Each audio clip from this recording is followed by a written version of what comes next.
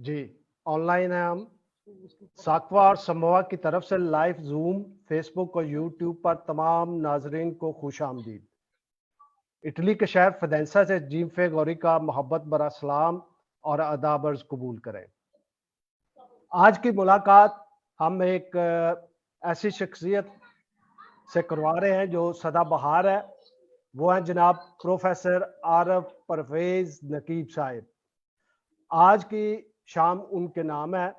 ان سے ہم ان کی شخصیت اور فن کے بارے میں پوچھیں گے اور باتیں کریں گے ان کی نجی زندگی کے بارے میں بھی.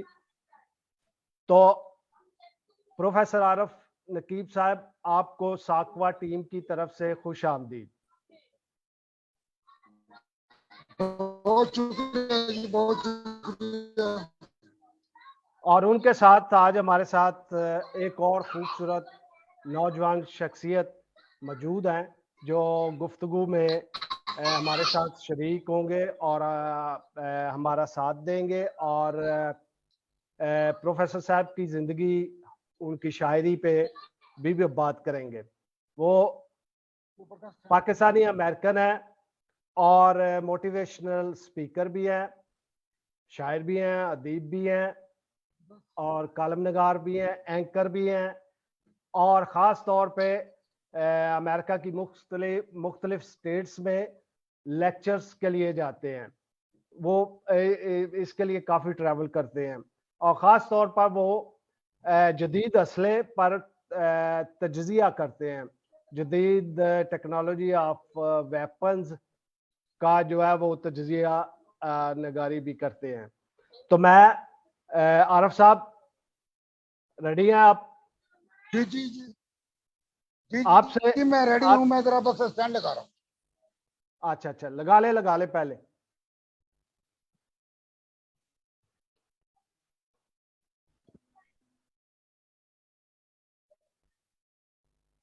جی محترم. جی آج کی ملاقات میں ایک بار پھر آپ کو خوش آمدید. آپ کی شخصیت برصغیر میں جانی پہچانی جاتی ہے شاعری کے حوالے سے اور صحافت کے حوالے سے اور درس و تدریس کے حوالے سے. تو سب سے پہلے آپ سے بات شروع کروں گا کیونکہ روایت یہ ہے کہ جو بھی میزبان ہوتا ہے وہ مہمان شخصیت کا پہلے تعارف لمبا چوڑا اور 10-15 منٹ لے جاتے ہیں، لیکن میں اس روایت سے بغاوت کر رہا ہوں. میں چاہتا ہوں کہ آپ کی زبانی سنا جائے آپ کا تعارف. آپ سب سے پہلے ہمیں بتائیں کہ آپ کا پورا اصلی نام اور ادبی نام کیا ہے؟ بہت شکریہ غوری صاحب. ایک تو یہ عزت دینے کا، یہ وقار بخشنے کا، توقیر دینے کا میں آپ کا ممنون ہوں. اور آسم کھنہ صاحب کا کہ انہوں نے ایک چھوٹی سی ریکویسٹ جو تھی وہ قبول کر کے تو میرا مان بڑھا دیا. کیا بات ہے. اب آتے ہیں تعارف کی طرف. تو جی میرا نام عارف پرویز ہے، جو میرا دستاویزی نام ہے. نقیب میرا تخلص ہے اور یہ تخلص مجھے دیا تھا روشنی عشرت صاحب نے بتوسط رئیس امروہی. جی کیا بات ہے. تو یہ میرا پورا نمبر. پیدا میں لاہور میں ہوا تھا، اس لیے مجھے کوئی یہ نہیں کہہ سکتا کہ جنہیں لاہور نہیں دیکھا جمے نہیں. زبردست عارف صاحب، کیا بات ہے. اچھا آپ یہ بتائیں کہ آپ کے آباء و اجداد 47 سے پہلے پاکستان میں تھے یا انڈیا میں تھے یا کسی اور شہر میں تھے؟ آپ کیسے آپ کا ٹریول ہوا زندگی کا اور کراچی میں آپ مستقل مقیم ہوئے؟ جی ہم لوگ انڈیا سے مائگریٹ کر کے تو نہیں آئے تھے. میرے والد صاحب چونکہ اسی خطے کے پروردہ تھے اور برے صغیر کے. جی برے صغیر اور جو اس وقت پاکستان میں علاقہ پاکستان کا علاقہ. اسی سے جی جو یہ ضلع شیخوپور میں آتا ہے، چھوٹیاں کریالہ. میرے والد صاحب وہاں کے. کیا بات ہے. کریالہ जी जी اور وہ گاؤں جو تھا وہ میرے پردادا کا بسایا ہوا گاؤں ہے. کیا کہنے جو سکھوں سے انہوں نے مسیحیت کو قبول کیا اور اس طرح سے مسیحیت میں ہمیں یہ اعزاز ملا کہ ہم مسیحیت میں پیدا ہوئے. کیا بات. اور میرے والد صاحب چونکہ آرمی میں تھے اس لیے ہم مختلف شہروں میں بہن بھائی پیدا ہوئے اور مختلف شہروں میں پڑھے. جی ہمارا کوئی بھی جو بچے کی پیدائش ہے وہ کسی ایک شہر کی نہیں ہے. جی میری لاہور بالکل. کی ہے, کسی بہن کی کوئٹے کی ہے, کسی کی کراچی کی ہے, کسی کی گوجرانوالا کی ہے. یعنی کہ بالکل وہ پورا میری طرح. پاکستان آپ کا گھر ہے. وہ ہاں جی فوج میں تھے نا, اب والا صاحب آرمی میں تھے, جہاں ٹرانسفر ہوئی ساتھ چلے گئے. جی بالکل بالکل ایسے ہی ہوا, میرے ساتھ بھی ایسے ہی ہوا کہ کہاں افغانستان کا غور کا علاقہ اور پھر کوئٹہ, پھر آدھے وہاں پیدا ہوئے, آدھے سیالکوٹ میں پیدا ہوئے, جیسے میں بھی سیالکوٹ میں پیدا ہوا, اور پھر وہاں سے ہجرت کرتے کرتے لائل پور پہنچے, پھر لائل پور سے اب اٹلی میں, اب بچے یہاں پہ ہیں. اچھا میں آپ سے اب تو میری نسل جو ہے وہ اٹلی کی ہے, مطلب مقامی لوگوں سے, مقامی افراد سے میری بچوں نے شادی کی ہے اور پوتے نواسے نواسی ہیں. اچھا میں آپ سے پوچھنا چاہ رہا تھا کہ اصل میں صحیح بچپن جو ہے آپ کا وہ کہاں گزرا ہے اور ابتدائی تعلیم آپ نے کہاں پہ حاصل کی؟ جی میری ابتدائی تعلیم تو شروع ہوئی, اگر میں شروع کہوں تو وہ ہوئی تھی جی جی. احمد پور شرقیہ سے, ضلع بہاولپور. کیا بات, ضلع بہاولپور. اور اس کے بعد کوئٹہ میں آ کے داخل ہوا تیسری کلاس میں سینٹ مائیکل اسکول میں. کیا بات. سینٹ مائیکل اسکول کوئٹہ چھونی, کوئٹہ سینٹ چھونی. مائیکل, جی جی مجھے اور یاد ہے. وہاں سے پھر ہم لوگ گوجرانوالا آئے, میٹرک میں نے گوجرانوالا سے کیا. کیا بات ہے, کوئٹہ لگتا ہے سے کافی گجرانوالا. گرمی ہے. اور اس کے بعد لاہور سے ایف سی کالج سے میں نے بی اے کیا, پنجاب جی جی. یونیورسٹی سے اردو ادب میں بی اے آنرس کیا, اور پنجاب یونیورسٹی واہ, سے ایم اے تاریخ میں کیا, اور بھی قدیم تاریخ, اینشینٹ ہسٹری. کیا بات ہے, ویری کیا نائس. بات ہے, کیا بات ہے.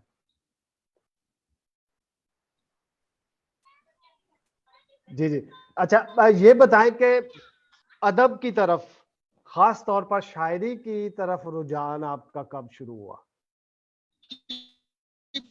بیچ میں کوئی ڈسکنیکٹ ہو رہا ہے کچھ. میرا خیال مائک آپ چھوڑ دیں, مائک چھوڑ کے بات کریں شاید بہتر ہو جائے. ہاں جی آپ کی آواز کلیئر آ پتہ رہی ہے. نہیں کیا ہو رہا ہے, کچھ ڈسکنیکٹنگ ہو رہی ہے. نہیں آپ کی آواز ہم تک پہنچ رہی ہے. اچھا عارف صاحب آپ کی آواز ہم تو تک اس آ طرح رہی ہے. سے, ہاں جی. اچھا چلیے ٹھیک ہے. تو پنجاب یونیورسٹی سے ایم اے کرنے کے بعد پھر میں جب والد صاحب چونکہ یہاں ریٹائر ہونے کے بعد کراچی شفٹ ہو گئے تو یہاں جاودہ سیمنٹ فیکٹری میں تھے.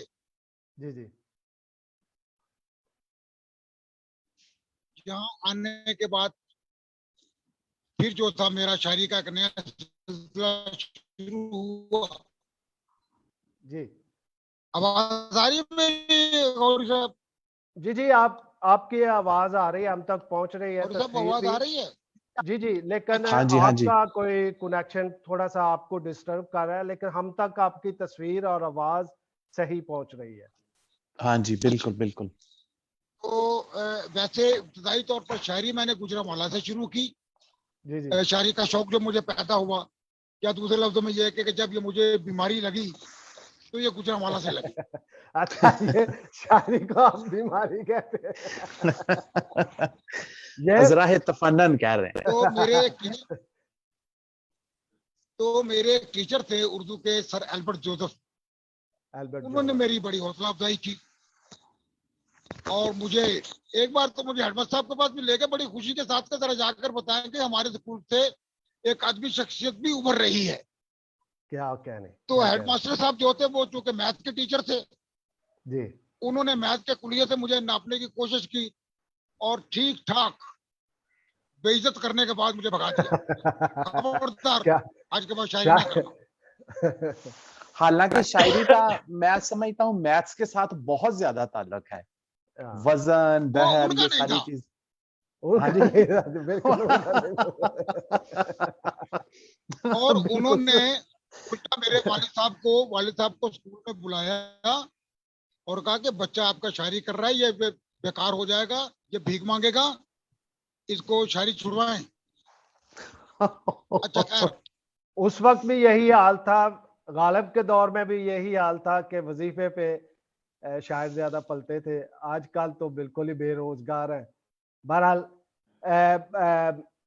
परवेज साहब, आप साकवा समोआ के नाजरीन को ये बताएं कि शेर असल में होता क्या है, शेर क्या है, क्या चीज है। कुछ लोग बहुत क्योंकि यहाँ पे और जो कहते ने कि इट पुटिया शायर ने ते ਉਹ क्यों ने इस तरह की क्यों रवायत पै रही है?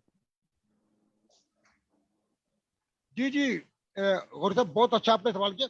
शेर असल में इंसानी जज्बात की वो तर्जुमानी है जो वो मुख्तलिफ तरह से करता है।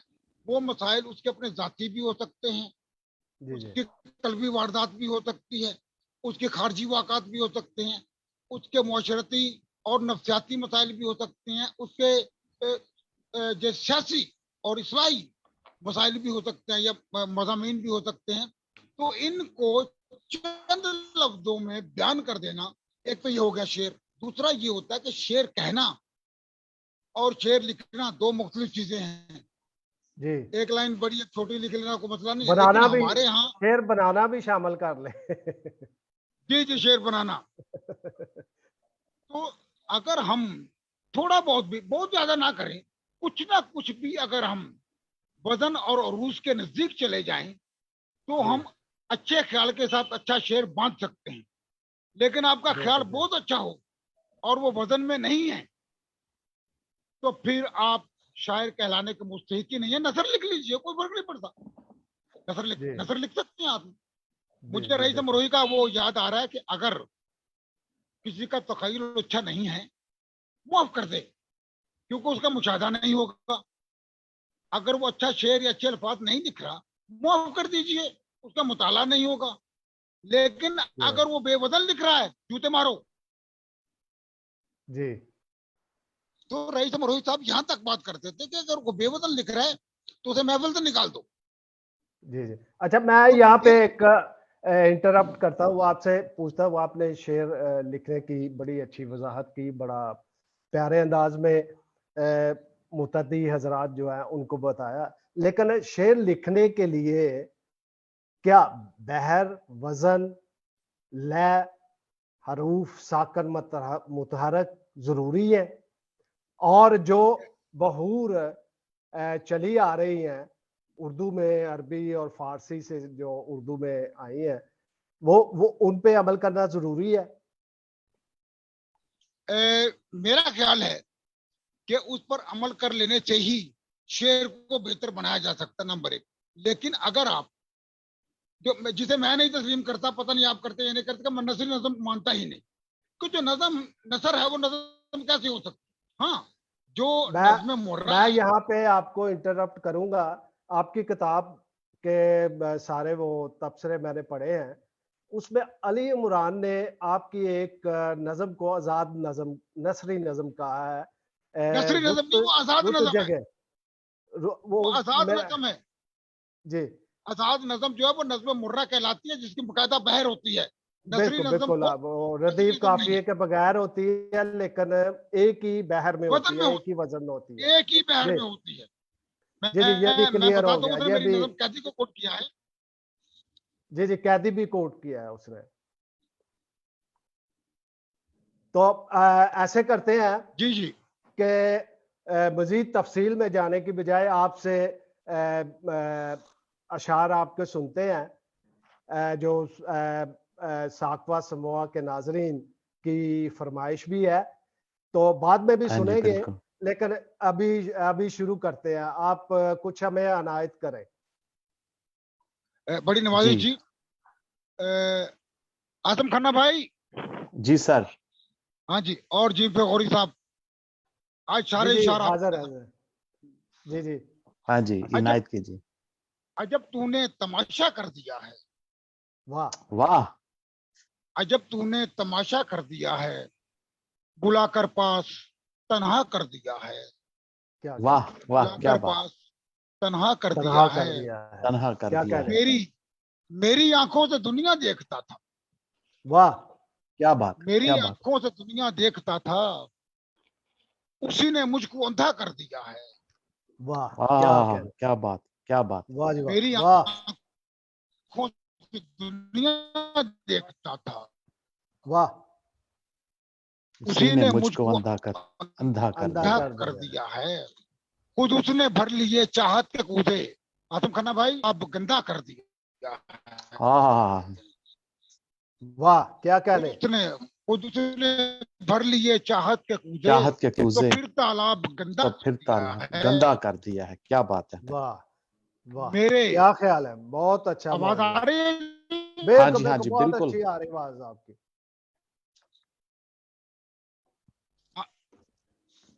आवाज आ रही है? हाँ जी, हाँ जी, जारी बिल्कुल आ रखें रही है। आप हाँ जी, खुद उसने भर लिए चाहत के कूदे, तो फिर तालाब गंदा कर दिया गंदा है। कर दिया है। मेरे अंदर के मीठे पानियों को, वाह मेरे अंदर अंदर के की मीठे पानियों को तेरे लहजे ने कड़वा कर दिया है। क्या कह रहे हैं क्या बात, क्या कह क्या रहे हैं बात। मेरे अंदर के मीठे पानियों को पानियों को तेरे वाह जी वाह लहजे ने क्या कह रहे कड़वा कर लहजे ने दिया है। कड़वा कर दिया हैं है। लहजा ने करवा दीवारें गिर गई हैं मेरे दिल की, वाह क्या कह रहे हैं दीवारें दीवारें गिर गई हैं मेरे दिल की, इसे अब मैंने रास्ता कर दिया है। वाह क्या कह रहे क्या हैं बात, क्या कह रहे हैं क्या बात है। दीवारें गिर बहुत गई हैं खूब मेरे दिल की, इसे अब मैंने रास्ता कर दिया रास्ता कर है। दिया है। रास्ता कर दिया है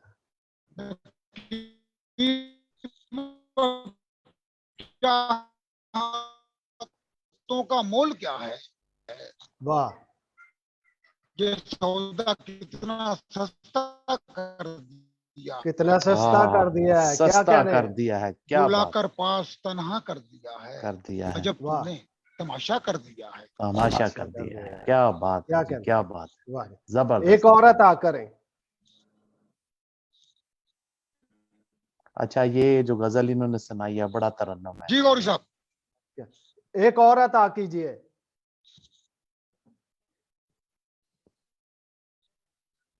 आपकी आवाज मुझ तक नहीं पहुंच रही, टूट टूट के आ रही है। एक एक और कह रहे हैं गजल सुनाइए प्लीज, साक व समवा के नाजरीन के लिए और हम सब के लिए एक और गजल सुनाइए। जी नाजरीन हमारे साथ ऑनलाइन है जनाब प्रोफेसर आरिफ परवेज नकीब साहब और वो पाकिस्तान कराची से इस वक्त हमारे साथ जुड़े हुए हैं। कराची में हो सकता है कि इंटरनेट का थोड़ा बहुत प्रॉब्लम हो जिसकी वजह से उनकी आवाज़ कभी कट जाती है, लेकिन बहुत 99% आपको उनकी आवाज़ और तस्वीर आ रही है। जी नकीब साहब अता कीजिए एक और गजल।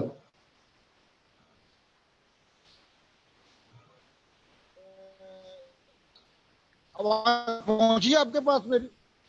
जी जी आ रही है आपकी आवाज आपकी आवाज आ रही है। ठीक है ठीक है। मेरे नसीब में जो था भंवर नहीं जाता, वाह मेरे नसीब में जो था भंवर नहीं जाता, उधर नहीं गया जाता, हूं मैं रास्ता जिधर नहीं जाता। जिधर नहीं जाता क्या जिधर कह रहे नहीं जाता। हाँ, मेरे नसीब में जो था भंवर नहीं जाता, भंवर नहीं जाता, उधर गया हूं मैं रास्ता जिधर नहीं जाता। जिधर वाह नहीं जाता। क्या कहने बहुत क्या बहुत कहने खूबसूरत। गया हूं मैं रास्ता जिधर नहीं जाता। जिधर नहीं जाता। ये जिस्मो जान भी यकसां थे, इश्क भी यकसां। वाह क्या कहने ये जान भी यकसां थे, इश्क भी यकसां। क्यों वाह, दर्द सारा इधर है उधर नहीं जाता, उधर नहीं जाता क्या कहने बहुत खूब बहुत जबरदस्त। क्यों दर्द सारा इधर है क्यों दर्द सारा इधर है उधर नहीं जाता, उधर नहीं जाता, ये जीना है, ये जीना है तो बहरहाल, जीना चाहे माने, ये जीना है वाह तो बहरहाल, जीना बहरहाल चाहे माने, किसी के जानने से कोई मर नहीं जाता, वाह वाह वाह, क्या बात, क्या कहने हैं। खूबसूरत ख्याल है। ये जीना है तो बहरहाल, जीना चाहे माने, किसी वाह के क्या कहने हैं। जानने से कोई मर मर नहीं जाता, जाता, बिल्कुल सही है। है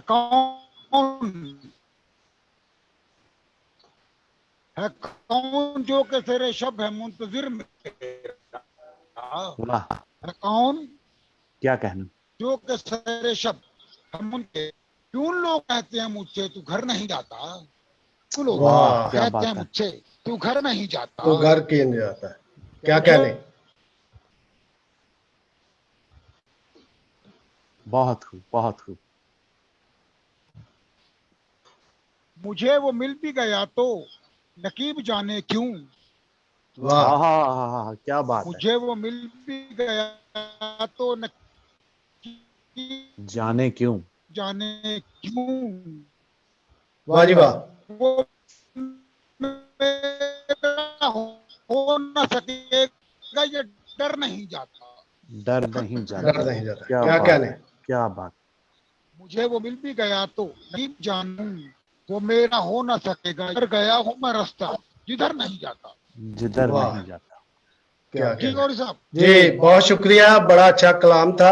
अभी हम चलते हैं जनाब, आप नौजवान और नौजवान शायर आसम मकसूद खन्ना की तरफ, कि वो आपकी फन और शख्सियत के बारे में क्या कहना चाहते हैं। आसम मकसूद खन्ना साहब, हमें इनकी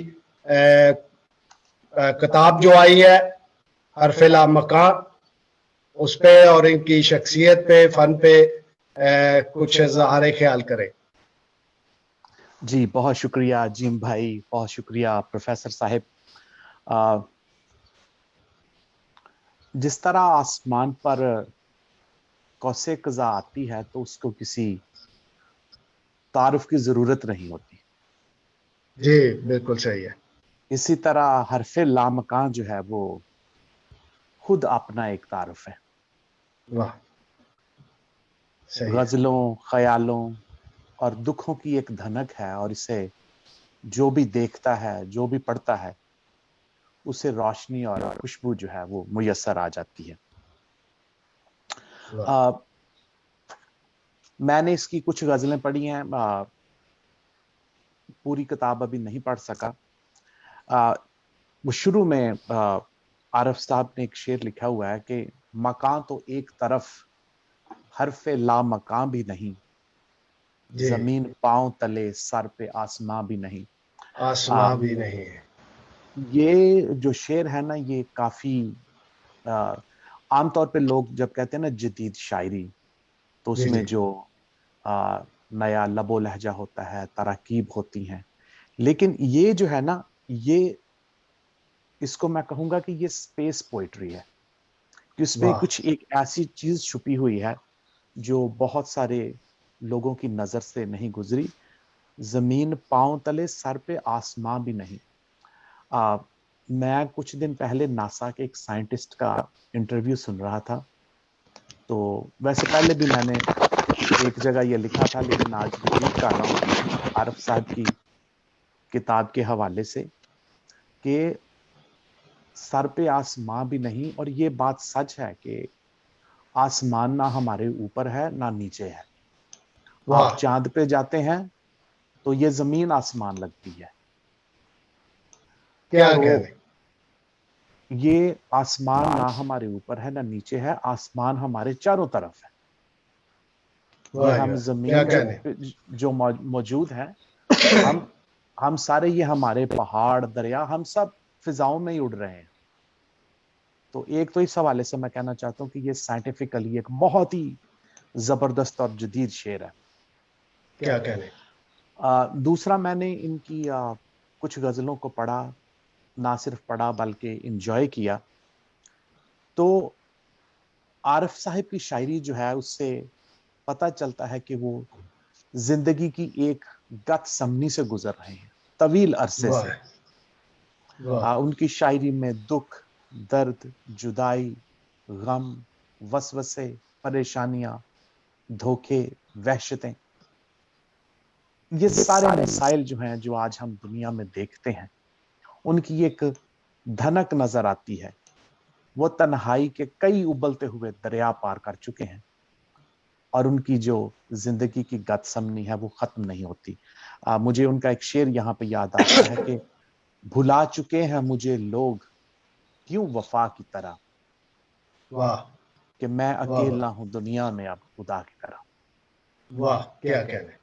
तो ये जो है ना, ये अगरचे ये चीजें जो है वो बड़ी तकलीफ दे और दुख वाली हैं, लेकिन ये हकीकतें हैं।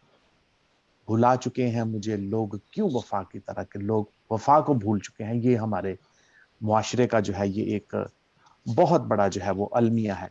एक और इस हवाले से जो मैंने गतसमनी का लफ्ज यूज किया है, जिंदगी की गतसमनी का, उस हवाले से इनका एक शेर जो है वो बहुत ही इसके करीब करीब है। कहते हैं कैसे कैसे तजुर्बों की जद में हूं, वाह, आज आज कल मैं वहशतों की जद में हूं, जद में हूं, बांटता फिरता हूं सबको रोशनी और खुद तीरा शबों की जद में हूं। वाह, क्या कि कहने। दूसरों को भी ये बिल्कुल जो है वो यसू अल मसीह वाला हवाल है कि सबको रोशनी, तालीम, मौजज़ात, खुशियां, तसल्लियां, रहम देने वाला जो है वो खुद गतसमनी की रात में तीरा शबों की जो है वो जद में आ गया। और फिर एक उन्होंने लिखा है शेर के इसी गजल का, बरसे पत्थर फिर भी हूं मैं बेखबर, वाह, बरसे पत्थर फिर भी हूं मैं बेखबर, दोस्तों या दुश्मनों की जद में हूं। ये तन्हाई का एक और ही लेवल है कि आप इंसानों के दरमियान हैं, इंसानों के दरमियान हंसते खेलते उठते बैठ रहे हैं, लेकिन सबके चेहरे पर एक मास्क है कि आपको पता ही नहीं चलता कि कौन क्या है। ये तन्हाई का एक और ही जो है वो लेवल है। लेकिन होता यूं है कि गतसमनी में यसु मसीह का तो पसीना और लहू बाहर आ गया। तो जब आरिफ साहब अपनी जिंदगी की गतसमनी से गुजरे हैं, तो इनके वजूद से एक खूबसूरत शायरी जो है वो आगे लोगों तक पहुंचती है, रोशनी और खुशबू बनकर। लेकिन यही एक जिम्मेदार शख्स का, एक दानश्वर का काम होता है। दुख मुसीबतें ये तो हर एक की जिंदगी का हिस्सा है, लेकिन कलम जो है वो खुदा हर एक के हाथ में नहीं देता। मुशाहदे की जो ताकत है या जो हसासियत है वो हर एक को नहीं मिलती। तो जो शायर लोग हैं फिर वो इन मसाइल को, इन प्रॉब्लम्स को जो है वो शेरों का रूप देकर जो है वो मुआशरे तक पहुंचाते हैं। और फिर ये इससे एक और बात जो होती है कि लोग जिंदगी की जो महरूमियां हैं, तकलीफें हैं, उनको बड़े आराम से पड़ जाते हैं। कि बड़ा पुराना एक गीत है इंडियन मूवी का, याद आ रहा है तेरा प्यार। वाह, हालांकि ये एक वो गीत है जो फिल्म में जो हीरो है उसकी मां मर जाती है तो वो उसकी याद में गा रहा है। लेकिन बपी लहरी एक ऐसे मौसीकार थे, उन्होंने इसको ऐसा रिदम, ऐसी ट्यून दे दी कि इतना दुखी गाना होने के बावजूद लोग उसको सुनते हैं तो पागल हो जाते हैं, डांस करना शुरू कर देते हैं। सही है, सही है। तो इन्होंने भी अपनी शायरी में ये सारे दुखों को फूलों के गुलदस्ते बना बना के जो है ना वो लोगों तक पेश किया है। और दूसरा काम जो शायर का होता है ना वो ये है कि उन्होंने जिन लोगों की वजह से या जिन लोगों के रवैयों की वजह से मुआशरे में जो दुख हैं, जो तकालीफ हैं वो आती हैं, तो वो जिंदगी की गतसमनी से तो गुजरे हैं, लेकिन कहीं कहीं उनका लहजा जो है वो यूहन्ना इस्तबागी जैसा हो जाता है। वो पुकारने वाले की आवाज बन जाते हैं कि नहीं भाई ये काम गलत है, और वो खामोश नहीं رہے. قتیل شفائی کا ایک بڑا خوبصورت شعر ہے کہ قتیل جہاں میں اسا منافق نہیں کوئی, جو ظلم تو سہتا ہے بغاوت نہیں کرتا. تو نہیں کرتا, کیا کہنا. عارف صاحب وہ شخص ہیں جو خاموش رہنے والوں میں سے نہیں ہیں. وہ معاشرے کا جو بھیانک چہرہ ہے اسے لفظوں کا روپ دے کے سامنے لے آتے ہیں. میں ان کی غزل کے 2 شعر پڑھتا ہوں, بڑے خوبصورت ہیں, مجھے بہت پسند ہے. رشتوں کی دہلیز کو ہم نے مذبح بنتے دیکھا ہے. واہ, کیا کہہ رہے. رشتوں کی دہلیز کو ہم نے مذبح بنتے دیکھا ہے. ہم نے جینے کی خواہش کو یوں بھی مرتے دیکھا ہے. پتھر مارنے والوں میں جو پہلی صف میں ہوتے ہیں, پتھر مارنے والوں میں جو پہلی صف میں ہوتے ہیں, میں نے ان کو قبروں پر گلدستے رکھتے دیکھا ہے.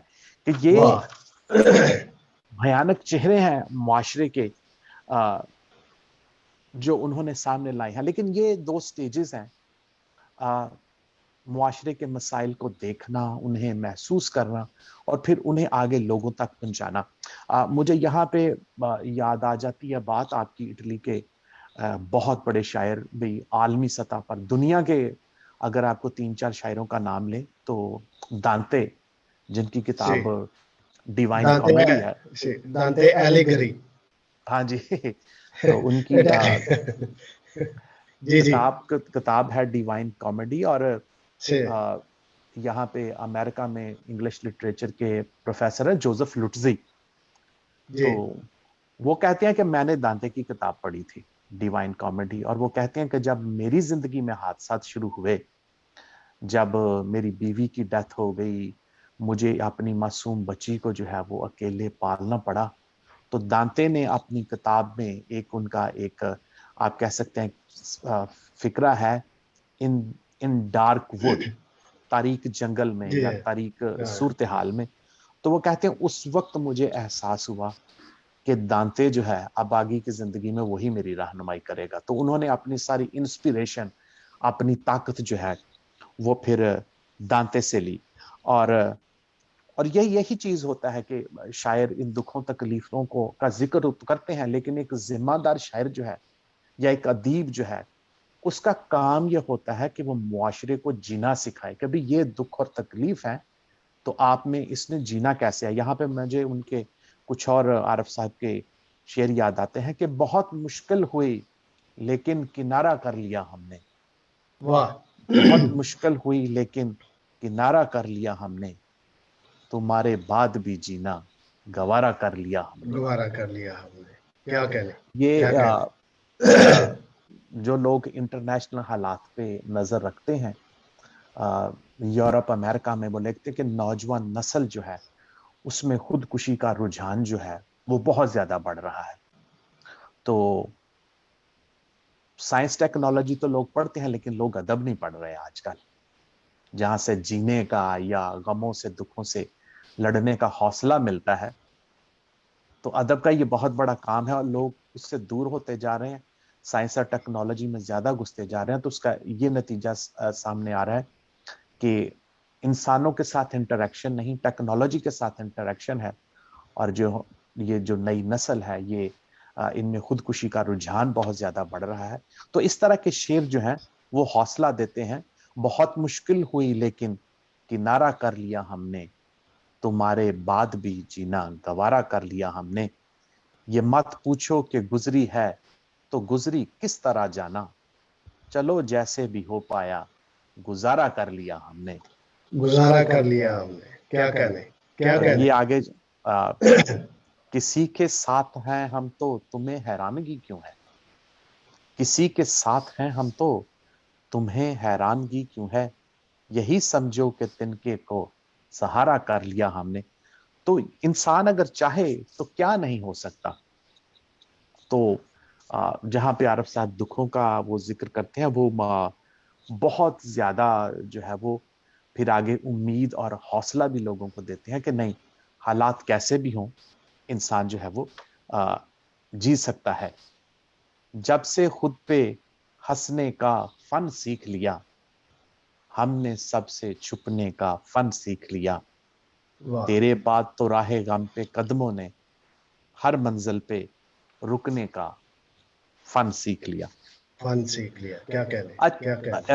بھی میں زیادہ لمبی بات نہیں کروں گا, میں چاہتا ہوں کہ عارف صاحب بھی زیادہ گفتگو کریں.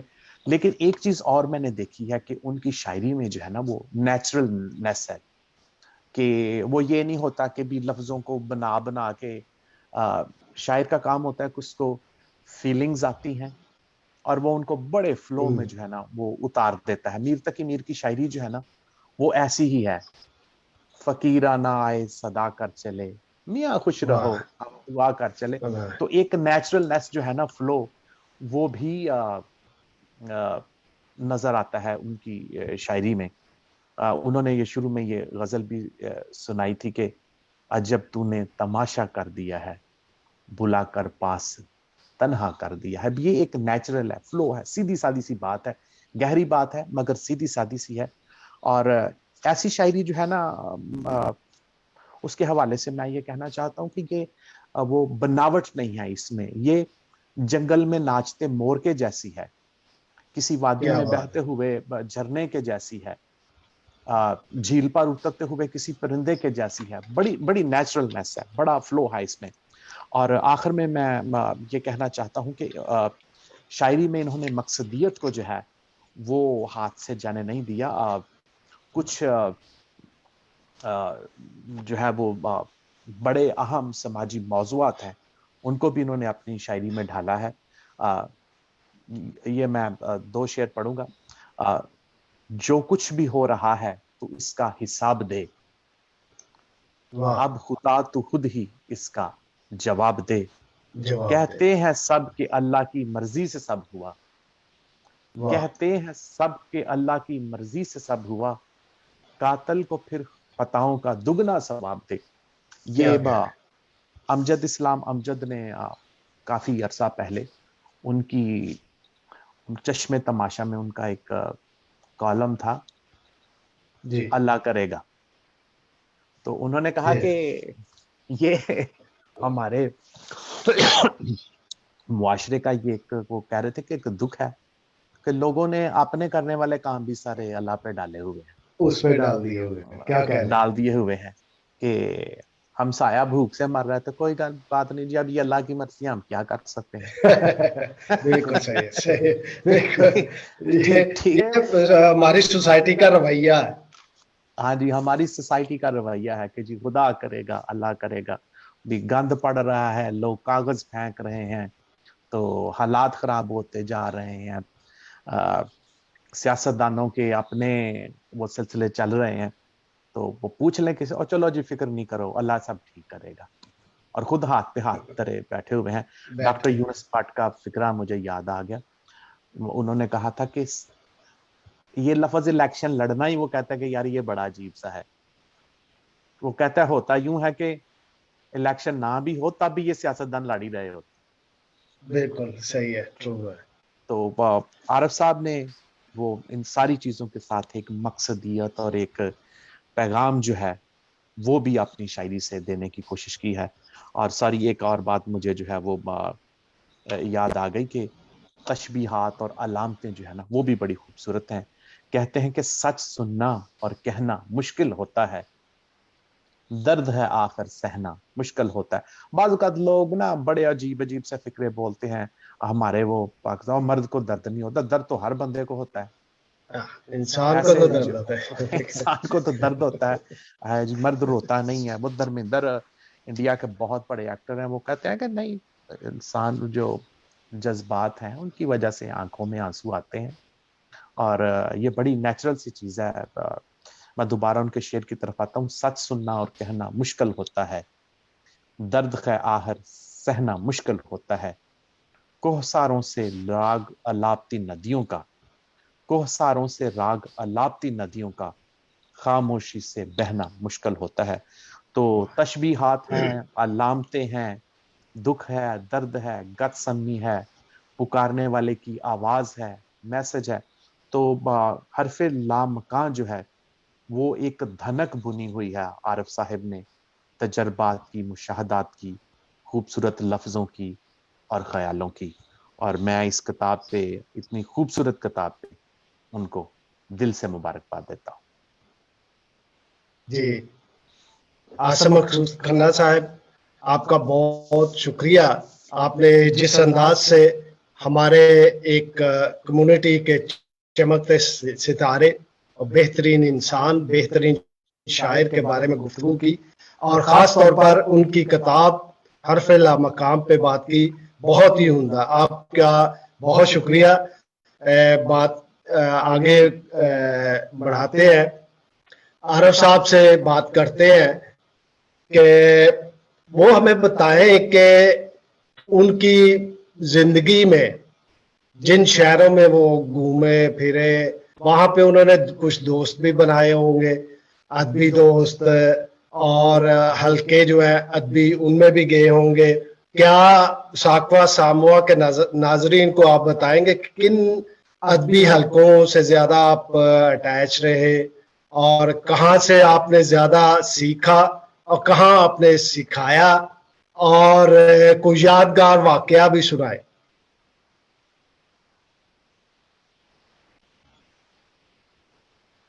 عارف صاحب میری آواز سن رہے ہیں؟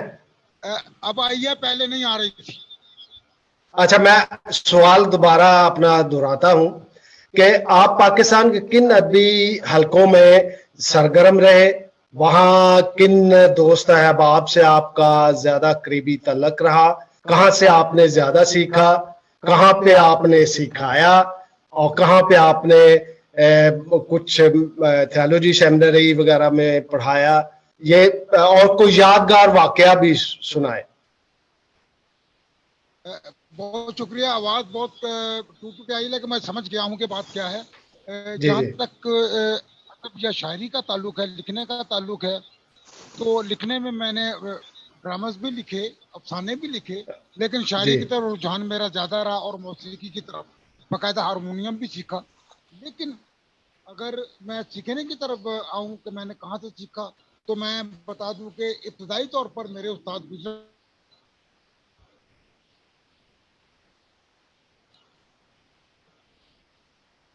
کچھ پرابلم ہے ان کے نیٹ ورک میں.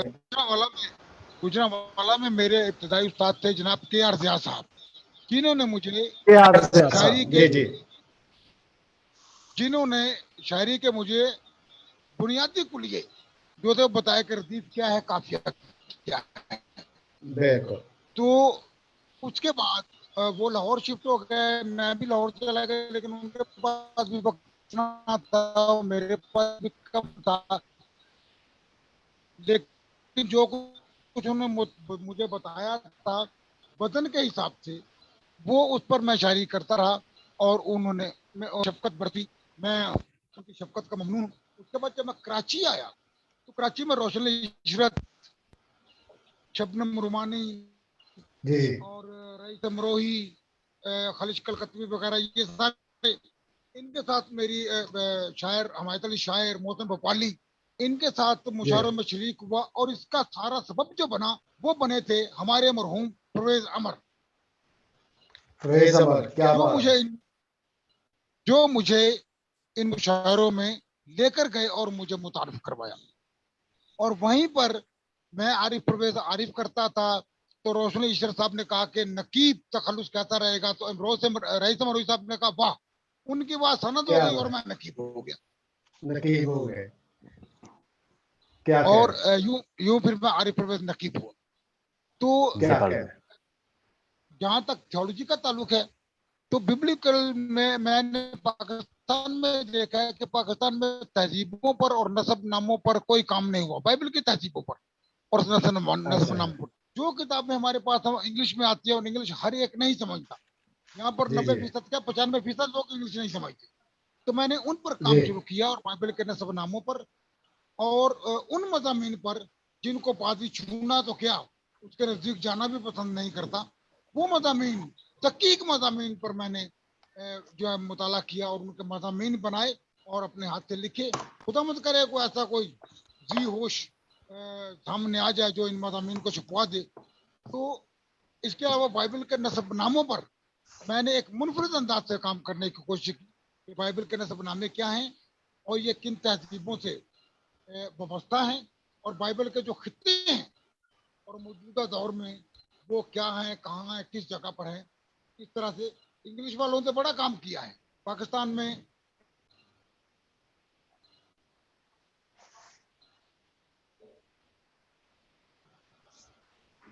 آواز چلی کٹ گئی. گئی. ہاں جی. پھر آ گئی. لیکن وہ نسب ناموں پر کام نہیں کرتا. اسلم جی صاحب نے کیا تھا تاریخ پہ کام, لیکن وہ نسب ناموں کی طرف نہیں گئی. تو میں نسب ناموں کی طرف گیا اور مجھے یہ اعزاز حاصل ہے کہ پاکستان میں نسب ناموں پر کام کر, بائبل کے نسب ناموں پر کام کرنے والا میں واحد آدمی. اور اسی بنیاد پر مختلف سینٹریز میں مجھے سیمینارز کے لیے بلایا جاتا ہے, ان کو بیان کرنے کے لیے بلایا جاتا ہے. خدا کا شکر ہے, جو بلاتے ہیں ان کا بھی, جو نہیں بلاتے ان کا ان کا بھی. کیا کہتے ہیں پرویز صاحب, آپ نے ابھی نقیب صاحب ذکر کیا کے آر ضیاء کا, ان کی ایک کتاب میرے پاس موجود ہے, چراغ آخر شب. اس کے علاوہ مستر کشمیری صاحب ہیں, نذیر کیسر صاحب ہیں, قمر فروز صاحب ہیں, ہماری کمیونٹی میں کی میں بات کر رہا ہوں, اور بہت سے شاعر ہیں جو فن کی بلندیوں پر پہنچے اور انہوں نے بڑا نام کمایا اس میں. ان کے علاوہ انڈیا پاکستان میں کچھ شعراء ادبا کو آپ جانتے ہوں گے, ان کے بارے میں بتائیں کوئی. جی, نذیر کیسر صاحب تو خیر مطلب انہوں نے بڑا نام کمایا, بہت بڑا نام ہے. مستر کشمیری بہت بڑا نام ہے. اور اگر ہم پرویز مرحوم کو بھی دیکھ لیں تو وہ بھی بہت بڑا نام تھا, لیکن وہ بہت جلدی چلے گئے اور ان کا کوئی پیپر بھی ہمیں نہیں مل سکا کہ ہم اس کو دیکھ لیں, سمجھ لیں. جو اشعار ہمیں ازبر ہیں وہی ہمارے پاس رہ گئے. تو اس طرح سے آج موجودہ دور میں ہمارے پاس جو شعراء ہیں اس میں شاعرات و آئرن فرت ہے, اسنت کمل ہے. عارف صاحب, میں بات کر رہا تھا کہ ہمارے مقامی تو بہت ہے, یہ سارے نام جانتے ہیں ہم. ان کے علاوہ مثلا انڈیا میں یا یورپ میں جو اردو لکھتے ہیں, امریکہ میں جو لکھتے ہیں, ان کے بارے میں کوئی نام آپ کے پاس ہے؟ جی, امریکہ برطانیہ وغیرہ میں جو لکھنے والے موجود ہیں ان میں فادر فرانسس تنویر ہمارے لیے اچھی اگزامپل ہے. اس کے علاوہ اور بھی ہیں, لیکن جو گیت میں لکھتے ہیں, صرف گیت لکھ کر اپنے آپ کو شاعر کلوانا, وہ شاعر میں نہیں مانتا. جو فطری شاعر ہے, جو مسائل اور سماج اور معاشرے پر نظر رکھتا ہے, وہ نباز ہے, تو وہ شاعر ہے. صرف یہ کہ مسیح گیت لکھ لینا, میں اس کو شاعر نہیں مانتا. وہ گیت نگار تو ہو سکتا ہے مسیح, لیکن مکمل شاعر نہیں ہو سکتا. تو اس کے لیے ایمانویل نذیر مانی بھی ہیں انگلینڈ میں, علاوہ نورین نور بھی ہیں ادھر انگلینڈ میں ہی ہیں. اس کے علاوہ یونس بھی ہیں. یونس کیا نام ہے, فوری صاحب آپ کو پتا ہوگا, یونس فرانسس ہے میرا خیال. یونس فرانسس, وہ بھی انگلینڈ سے ہیں. علاوہ ایک پروین رضا بھی انگلینڈ میں ہے, گمنام شخصیت لیکن بہت اچھا شعر کہتی ہے وہ. اچھا, ایک یہ بتائیں عارف صاحب کہ شاعر, ادیب, ناول نگار, جو کالم نگار ہیں, یہ جو کچھ لکھتے ہیں وہ تو لکھتے ہیں, لیکن ان کی معاشرتی اور ادبی ذمہ داریاں کیا ہو؟ ہاں دیکھیں, ایک تو ناول نگار معاشرتی ذمہ داری میں یہ کہ ناول لکھا کس پہ گیا ہے, ذمہ داری اس میں آ جاتی. اگر تو وہ صرف اور داستان محبت و چاہت ہے تو شاید اس میں سے کچھ ادبی شہ پارے جو ہے وہ کسی کام آ جائیں, ورنہ وہ معاشرے کو خاص اثرات نہیں چھوڑتے. ممکن ہے کہ وہ کئیوں کو بھٹکانے کا سبب بھی بن جائے. لیکن تاریخی ناول نگاری, میں سب سے بڑا تاریخی ناول نگار مانتا ہوں جنہوں نے لکھا تھا جی چاہے بابل, قمر جنالوی. قمر جنالوی سب سے بڑے تاریخی ناول نگار وہ ہیں. اس کے علاوہ جنہوں نے معاشرتی ناول لکھے, معاشرتی ناول پہ کام کرنے والوں نے وہ افسانے لکھے, وہ ان پر کام کرنے والوں نے بہت کچھ دیا, اور یہ ذمہ داری بن جاتی ہے لکھنے والے کی کہ وہ معاشرے کو دیکھیں. اگر آج موجودہ مسائل ہیں, جیسے کھنہ صاحب نے مثال دی کہ خودکشی کا رجحان بڑھ رہا ہے, تو ہمیں اس کے لیے کیا کرنا ہے؟ اس کے لیے ادیب, خواہ اس کا تعلق شاعری سے ہے, خواہ نثر سے ہے, کالم نویسی سے ہے, افسانہ نگاری سے ہے, ڈرامہ نگاری سے ہے, وہ اس رجحان کو کم کرنے کے لیے اپنا کیا کردار ادا کر سکتا ہے. اس کے لیے اب جو لکھنے والے ہیں, یہ حکومتوں کا کام ہے, یہ بڑی بڑی تنظیموں کا کام ہے کہ ایسے لوگوں کو سامنے لے کر جو ان کے لیے مثبت انداز میں لکھیں اور ان کو اس حصار سے نکالیں کہ آپ بحیثیت انسان جینا سیکھیں, ایک مشین نہیں کہ جب آپ کا جی چاہا کام کر لیا, جب جی چاہا خودکشی کر لی. آپ انسان ہیں, آپ مشینی کوئی پردے سے بنے ہوئے لوگ نہیں ہیں. تو اس طرح سے ہم اپنا عارف صاحب, میں غربت آپ کی بات کاٹ رہا ہوں. ہمارے ناول نگار جو اردو میں لکھے ہیں عبداللہ حسین ہے اور کرتولن حیدر ہے, اور جو آج کل جو لکھ رہے ہیں انگلینڈ میں بیٹھ کے لکھ رہے ہیں, حنیف محمد ہے, کاملہ شمسی ہے, اور سدوا پیپسی ہے, اور ان کے علاوہ اور امریکن بھی ہے, ڈینیل ہے ایک امریکن بہت خوبصورت, محسن احمد ہے جس نے مختلف موضوعات پہ, خاص طور پہ افغانستان کے موضوعات پہ لکھا ہے. میں نے بھی ایک ہلکی سی کوشش کی تھی, ہم گمشدہ لوگ, شاید آپ نے پڑھا ہوگا, جس میں نے 65 سے اس سے پہلے کی ہسٹری شروع کی ہے اور یورپ میں اس کو ختم کیا ہے. تو آپ یہ کلاسیکل شعرا کے بارے میں ہمارے ناظرین کو بتائیں, مثلا غالب, میر اور اقبال اور فیض, ان کے بارے میں کچھ ہمارے ناظرین کو بتائیں. اچھا, اگر ہم پیچھے سے شروع کریں امیر خسرو سے, تو امیر وہ تو پہلا, ہاں جی, پہلا غزل گو شاعر جی جی, اگر ہم اس کو کہیں تو اس نے جو کام کیا اس کی بنیاد کو سب سے زیادہ مضبوط آ کر کیا میر تقی میر نے. جی, میر تقی میر کے بعد ہم مومن کو کہہ لیں, آتش کہہ لیں, غالب کہہ لیں, ہم شیفتہ کہہ لیں, ہم خواجہ میر درد کہہ لیں, ہم اور دوسرے شعرا, اور آگے جب آ جاتے ہیں تو اس میں اور بہت سارے شعرا آ جاتے ہیں جنہوں نے اس وقت کے رومانوی ادب پر زیادہ کام کیا. ماسوائے خواجہ میر کے جنہوں نے صوفیزم کی طرف اپنا جھکاؤ رکھا, وہ صوفیزم کی طرف گئے, لیکن دوسروں نے رومانوی ادب. لیکن 20ویں صدی کے آغاز میں جی, ہی شاعری میں تھوڑا سا تبدیلی آنا شروع ہوئی اور لوگوں نے مزید اپنے کینوس کو وسیع کرتے ہوئے معاشرے کے دیگر مسائل کو بھی اپنی غزلوں میں, نظموں میں پرونا شروع کر دیا, جس میں آگے ہم حضرت موہانی کو دیکھ لیتے ہیں, اکبر آبادی کو دیکھ لیتے ہیں, اس کے بعد فیض احمد فیض کو دیکھتے ہیں جنہوں نے بہت زیادہ انقلابی شاعری کے طور پر شاعر کے طور پر راشد ہے, جنہوں نے اپنی نظموں سے بڑا اچھا کام کیا. خاطر غزنوی تھے, بڑا اچھا کام کیا. ہم اور خواتین میں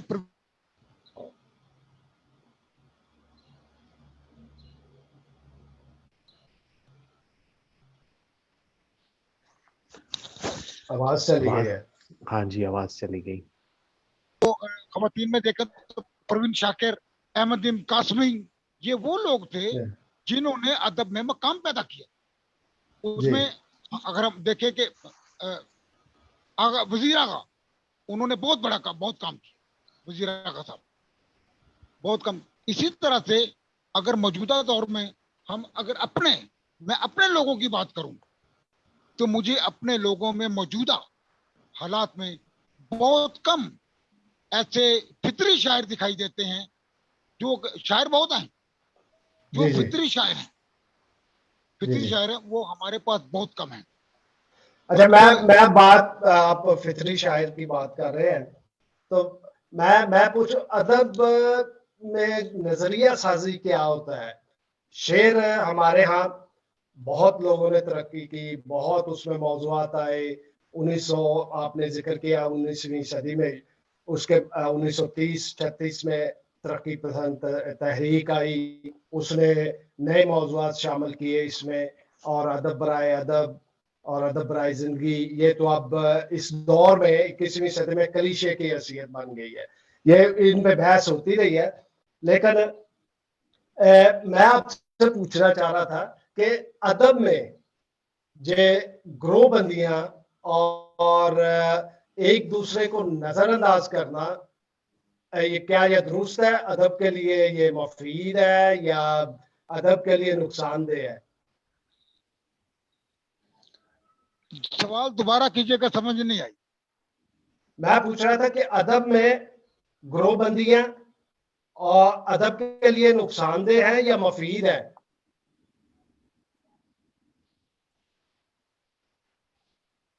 आवाज नहीं आ रही आपको?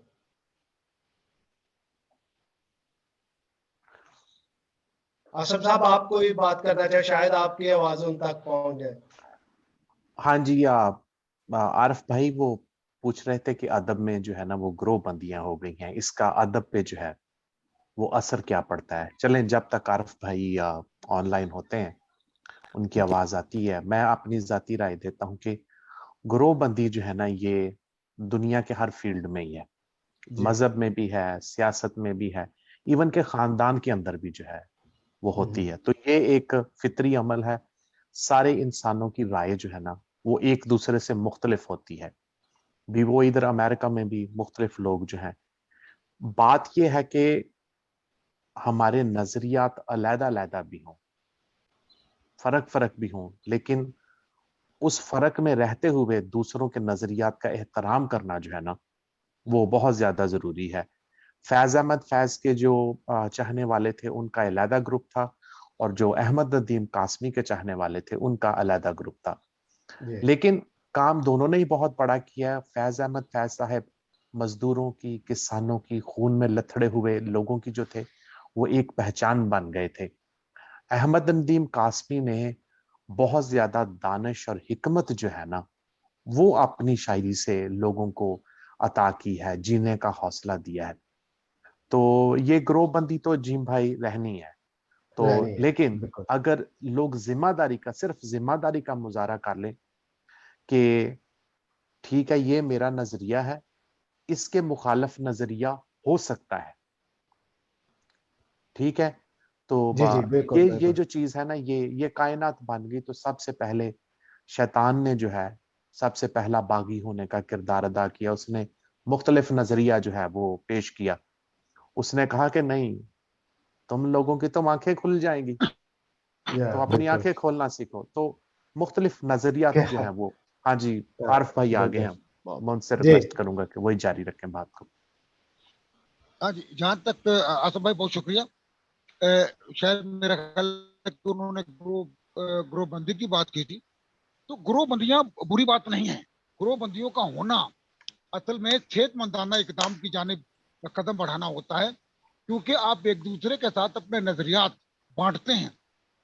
इख्तलाफ कहीं भी हो जाना, इख्तलाफ कहीं हो जाना ये एक अलग बात है, लेकिन इख्तलाफ को दुश्मनी बना लेना या रकाबत में डाल देना या उदूब बना लेना, ये नुकसानदेह है। ये नुकसान अदब के लिए नुकसानदेह, खुद जो अदबी आदमी है उसके लिए नुकसानदेह है। वो अपनी शख्सियत को भी डैमेज कर रहा होता है, अपनी शख्सियत को मस्क कर रहा होता है। नजरियात और नजरियात का मुख्तलिफ होना अदब का मुख्तलिफ होना नहीं है। आपका अदब पर नजरिया मुख्तलिफ हो सकता है, लेकिन इख्तलाफ किसी से भी हो सकता है, लेकिन अदब पर इख्तलाफ नहीं। अदब पर इख्तलाफ इसलिए नहीं कि शेर तो शेर है। आप किसी के ख्याल को, तखय्युल को समझ जाते हैं तो आप उसको दाद देते हैं। अगर उसके ख्याल को समझ नहीं पाए तो इसका कतई मतलब नहीं है कि आप उस पर कदर लगा दें कि तुम्हें कुछ नहीं आता। दूसरी बात जीम भाई, मैं एक और यहाँ पे कहना चाहता हूँ कि जरूरी नहीं होता कि जो दो लोग मुख्तलिफ नजरियात पेश कर रहे हैं ना उनमें से एक गलत हो या एक सही हो, ठीक है। इंसान के हालात, उसके नजरिया जो है ना, इसका उसके मकाम में भी बड़ा। मिसाल के तौर पे अभी मैं कहूं कि दिन है اور عارف بھائی ادھر سے کہیں کہ رات ہے, تو ایک تیسرا بندہ اٹھ کے کہے یار ان میں سے ایک غلط ہے, کیونکہ یہ دونوں ایک دوسرے کے اپوزٹ بات کر رہے ہیں, دونوں تو ٹھیک نہیں ہو سکتے. لیکن اگر اپنے اپنے مقام پہ دیکھیں تو وہ بھی صحیح ہیں, میں بھی صحیح, ان کے پاس رات ہے, میرے پاس دن ہے. اور بعض اوقات سچ کے الٹ جھوٹ نہیں ہوتا, سچ کے الٹ بھی اتنا ہی بڑا سچ کھڑا ہوتا ہے. تو ہم چیزوں کو جو پرکھتے ہیں نا وہ ایک آفاقی لیول پہ جا کے نہیں پرکھتے, ہم وہ اپنے چھوٹے چھوٹے, وارف صاحب نے کہا کہ وہ قدغن لگا دینا اور دوسروں کی رائے کا احترام کرنا اور ان کو سمجھنے کی کوشش کرنا جو ہے نا وہ بہت زیادہ جو ہے وہ ضروری ہے. دنیا میں یہ بہت بڑے مینجمنٹ گرو اور بڑے دانشور تھے, اسٹیون آر کوی, تو انہوں نے کہا تھا کہ ہمارے معاشرے کا المیہ یہ ہے کہ ہم لوگوں کی بات سمجھنے کے لیے نہیں سنتے, ہم لوگوں کی بات جواب دینے کے لیے سنتے ہیں. جی کیا کہہ رہے ہیں, بہت بہت شکریہ. یہی بات میں بڑھاؤں گا غوری صاحب کہ اصل میں اگر ہم کسی جگہ دیکھتے ہیں تو کمزور پڑ رہا ہے تو ہم اس کی رہنمائی کیوں نہیں کرتے, ہم اس پر انگلی کیوں اٹھاتے ہیں؟ کیا بات ہے. ہم جی عارف صاحب, جی جاری رکھیں تو ہم انگلی اٹھانے کے بجائے رہنمائی کی طرف کیوں نہیں جاتے کہ یار بھائی آپ ایسا کر لیں گے تو ایسا ہو جائے گا, اگر اس لفظ کو اٹھا کر پیچھے کر دیں, آگے کر دیں, اس کے متبادل لفظ لگا لیں, کچھ ایسا کر لیں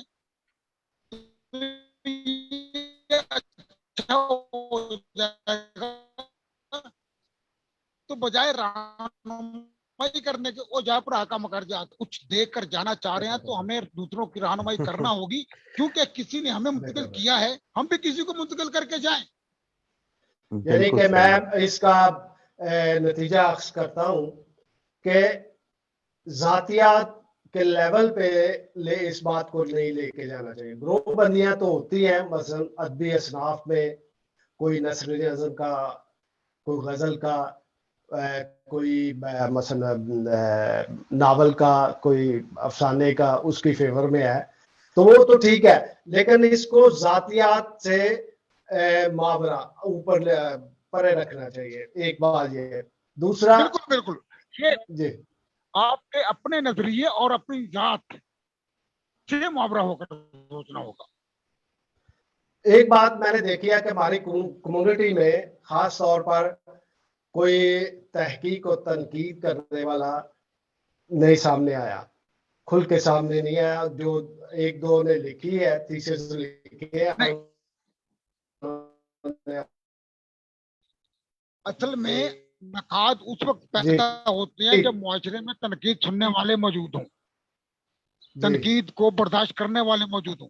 ہمارے اندر نقاد کم ہونا یا نہ ہونا کا مقصد یہ ہے کہ ہم تنقید برداشت ہی نہیں کرتے. تنقید اصل میں ہوتی ہے آپ کی رہنمائی یا کسی جانب مثبت طور سے آپ کے طرف اشارہ کہ آپ نے یہ کام اس طرح سے کیا ہے, اس طرح سے ہو سکتا تھا, چلیے, لیکن آپ نے اس سے فائدہ اٹھانے کے بجائے نقاد کو اپنا دشمن بنا لیا.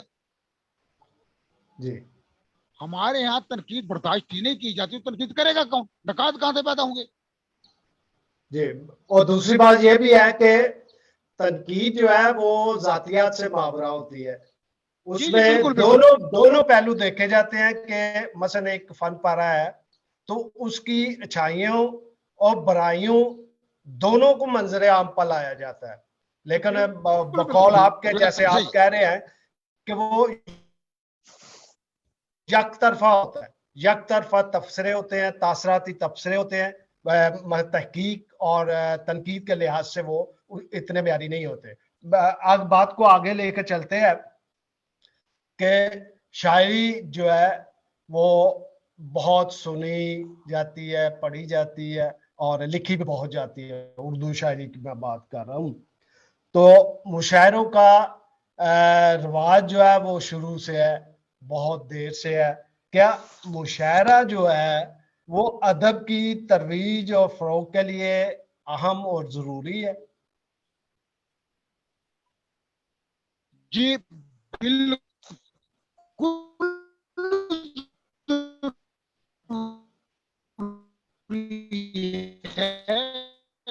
जरूरी ही नहीं है, मैं समाज का हिस्सा अदा बना लेना चाहिए, ताकि हम अपनी आने वाली नस्लों को या मौजूदा नस्ल को शायरी के जरिए को मस्बत पैगाम दे जाएं, और आगे पीछे हम जो आने वाले हैं उनका अदब की तरफ रुझान बढ़ जाए। ये पीछे वालों की रगों में ताजा खून की सूरत अगर हम कुछ कर जाएं तो ये काम मुनासिब होगा। ये बहुत जरूरी है मुशायरों का होना। अब जो मुशायरे हैं जैसे आपके साथ अब जूम पे हो रहे हैं, ये एक टेक्नोलॉजी को इस्तेमाल करने का बेहतरीन जरिया है कि हम मुशायरे कर। लेकिन जिस तरह हम मुशायरे लाइव करते हैं, वैसे करते हैं, सामने करते हैं, उनमें लोगों का शरीक होना और इसमें चंद लोगों का शरीक होने में फर्क है। जी जी बिल्कुल ठीक, आपने सही फरमाया। हम प्रोफेसर साहब, हम प्रोग्राम के आखिरी सेशन में दाखिल हो चुके हैं। पहले आपसे इस आखिरी सेशन में पहले आपसे शायरी सुनेंगे, अपने हरफे लामकान से हमें कुछ अनायत करें, उसके बाद और बातें करेंगे। बहुत शुक्रिया जी फेगोरी साहब। एक गजल आपकी नजर करता हूँ। चलो शाद हम ऐसा करते हैं, मोहब्बत बांट लेते हैं। वाह वाह।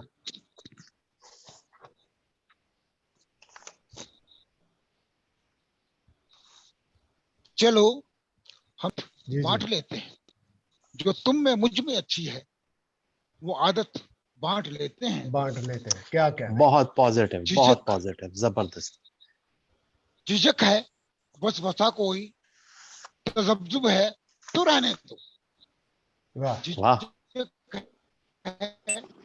बस वसा कोई, तजब्जुब है तो रहने दो, कि रंजिश दूर करते हैं, मुरब्बत बांट लेते हैं। ये क्या है कि खुद ही मुजरिम, ये क्या है कि खुद ही मुनसिफ, ये क्या है कि खुद ही मुजरिम, ये क्या है कि खुद ही मुनसिफ। ये बेहतर है कि हम अपनी अदालत बांट लेते हैं। क्या ये बेहतर है कि हम अपनी अदालत बांट लेते हैं। अदालत बांट लेते हैं। चलो एक दूसरे को मांग लें, सजदे में गिरते हैं। वाह। चलो एक दूसरे को मांग लें, सजदे में गिरते हैं, कि दोनों शब गजीदा हैं, इबादत बांट लेते हैं। इबादत बांट लेते हैं।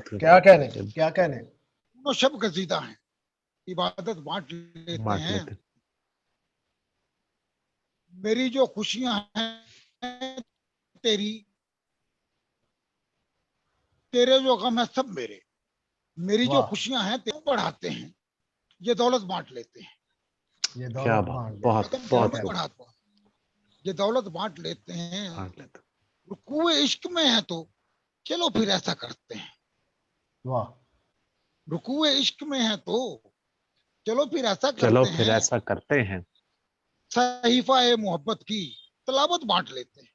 वाह क्या कहने बहुत जबरदस्त। रुकूए इश्क में है तो चलो फिर ऐसा करते हैं, सहीफा ए मोहब्बत की तलावत बांट लेते हैं।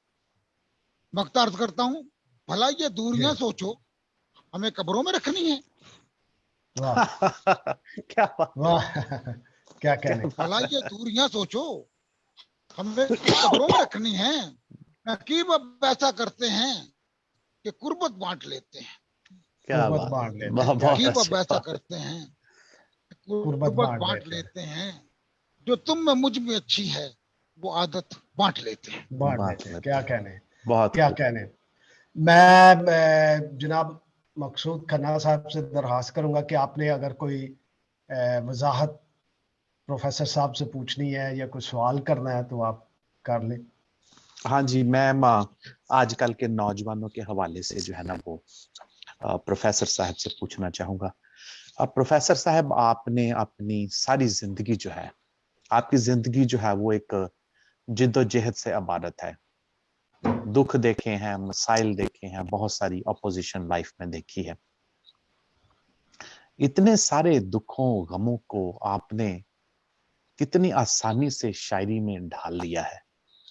تو آج کا جو نوجوان ہے وہ بہت زیادہ کمپلین کرتا ہوا نظر آتا ہے. آپ نے اپنی شاعری میں بک کے ذریعے تو لوگوں کو بہت سا حوصلہ دیا ہے, اور یہ جو نظم غزل آپ نے ابھی سنائی ہے یہ ایک بہت ہی پازیٹیو تھاٹ ہے میرے خیال میں.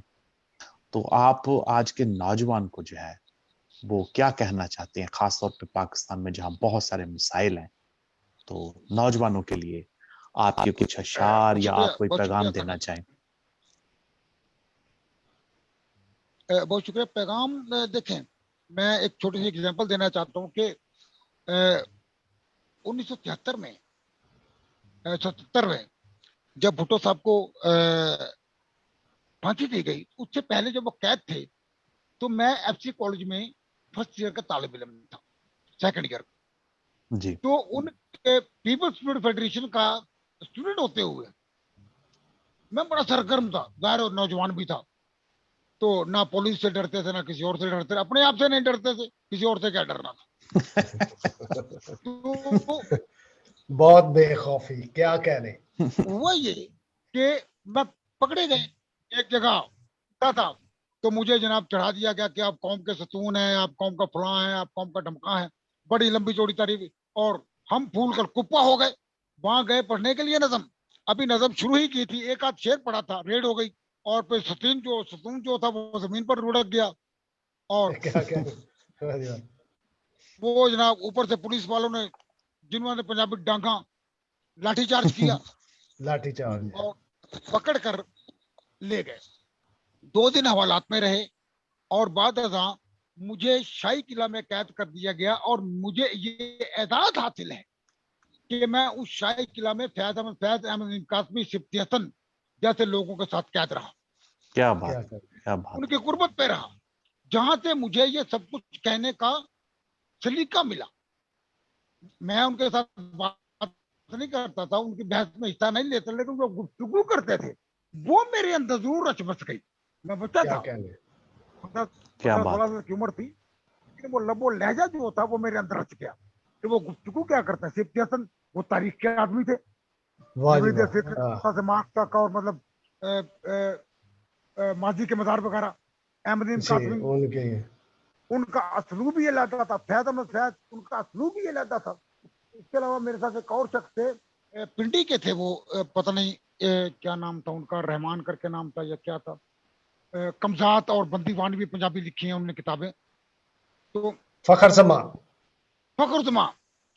ہاں, پیپلز پارٹی کے, ہاں بالکل, جی جی, کلچرل فخر زمان منسٹر بھی صاحب رہے ہیں وہ. فخر زمان صاحب بھی اسی جگہ ہمارے ساتھ قید تھے, اور ایک دو اور لوگ تھے جن کے مجھے نام یاد نہیں ہے.